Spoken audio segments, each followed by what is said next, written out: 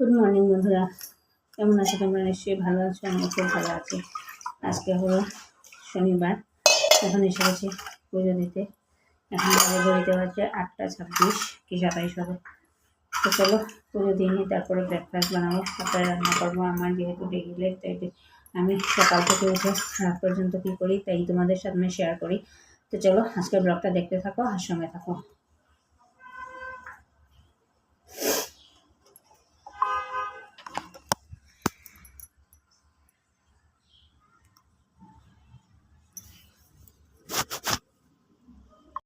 তো কাপড় টাপড় ধুয়ে আসলাম, এসে এখন রান্না বসেছি। তো আজকে কি খেতে করে আছে, তো আজকে কী রান্না করছি, সবজি টবজি কাটা শেষ।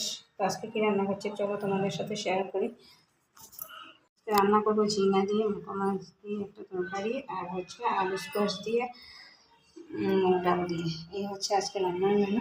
শুধু লাঞ্চ আর ডিনারে কী করবো জানি না। তো চলো দেখতে থাকো আর সঙ্গে।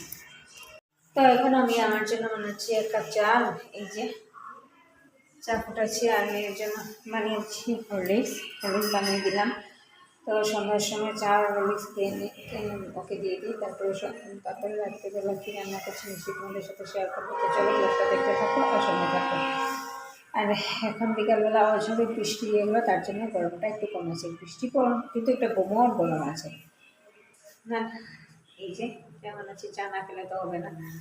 আর চাল ধুয়ে হাঁড়িতে রেখে দিয়েছি যাতে ভাতটা সুন্দর হয়। তো চলো দেখতে থাকো সঙ্গে।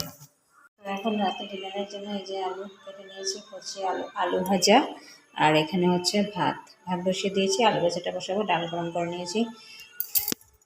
তো আজকের ব্লগটাকে এখানে শেষ করছি। যদি কিছু ভালো লেগে থাকে তাহলে লাইক করবে, কমেন্ট করবে, শেয়ার অ্যান্ড সাবস্ক্রাইব অবশ্যই করবে। আর একজন নতুন বন্ধু এসেছে আমার ইউটিউব চ্যানেলে, তো ওকে বা ওনাকে আমি স্বাগত জানাই আমার ইউটিউব চ্যানেলে দেখার জন্য।